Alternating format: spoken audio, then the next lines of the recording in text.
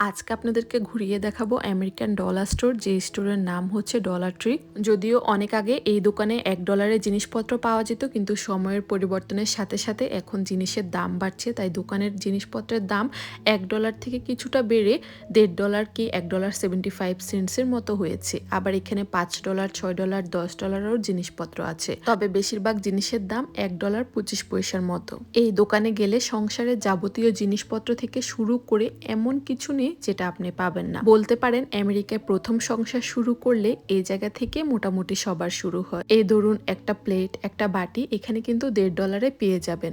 আবার যখন অন্যান্য স্টোর থেকে নিতে যাবেন তখন হয়তো আপনাকে বেশি করে নিতে হবে বা পুরো সেটটি নিতে হবে, আবার দামটাও কিছুটা বেশি থাকে। ওই তুলনায় এই দোকানে সবচেয়ে কম দামে পাওয়া যায়।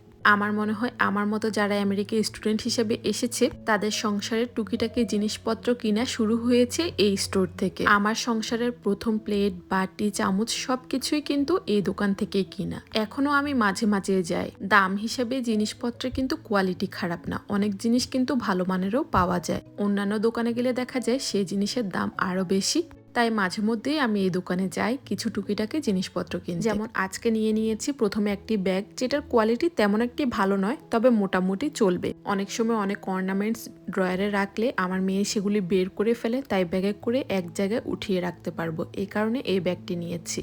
তারপর বাগানের মাটি উঠানোর জন্য এটাকে কি বলে জানি না, খুন্তির মতো দেখতে, সেটাও নিয়েছি। আর দেখুন কত সুন্দর যে গিফট ব্যাগগুলো মাত্র $1-1.5 পাওয়া যায়। অন্যান্য দোকান থেকে কিনতে গেলে নর্মাল ডিজাইনের কোনো ডিজাইন থাকবে না, প্লেন একটা গিফট ব্যাগের দামও $3-4 হয়ে থাকে।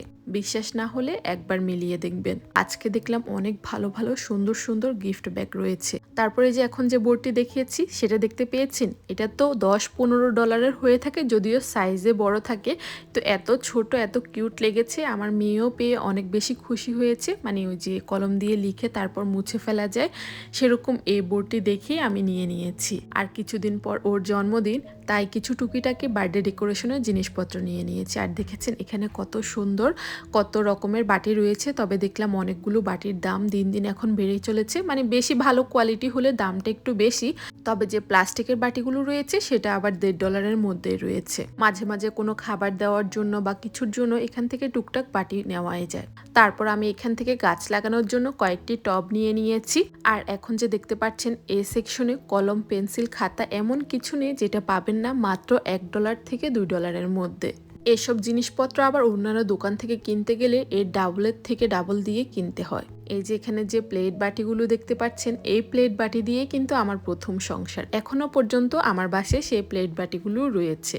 তারপর এখান থেকে হাফ সাইজের কিছু ফয়েল ট্রে নিয়েছি, কখনো কখনো কাজে আসবে এই কারণে। তারপর দেখলাম এই বালতিগুলো দেখতে পাচ্ছেন কত বড় বড় বালতি, যার দাম মাত্র $1.50 করে। এই বালতিগুলো দেখে আমি ফুলের টবগুলো রেখে এসেছি, কারণ এক একটি টবের দাম ছিল $5 করে, তাই আমি সেই টব রেখে বালতি নিয়েছি। কারণ আমি এখনো পর্যন্ত অত বড় করে বাগান করছি না, তাই অল্প টাকা দিয়ে জিনিসপত্র কিনে নেওয়ার চেষ্টা করি। আর দেখতে পাচ্ছেন এখানে ওয়ান টাইম ইউজের জন্য অনেকগুলো জিনিসপত্র রয়েছে, হয়তো ভিডিও দেখে কিছুটা আইডিয়া করতে পারবেন ডলার ট্রিতে কি কি জিনিসপত্র পাওয়া যায়। যাই হোক, আমি এই দোকান থেকে $40 মতো বিল করে নিয়েছি। এরকম টুকিটাকি জিনিসপত্র কিনতে কিনতে অনেক টাকায় বিল চলে আসে। তাহলে ভিডিওটি এখানেই রাখছি। সবাই ভালো থাকবেন, সুস্থ থাকবেন, আমাদের জন্য দোয়া করবেন, আর ব্লগটি কেমন লেগেছে জানাতে পারেন।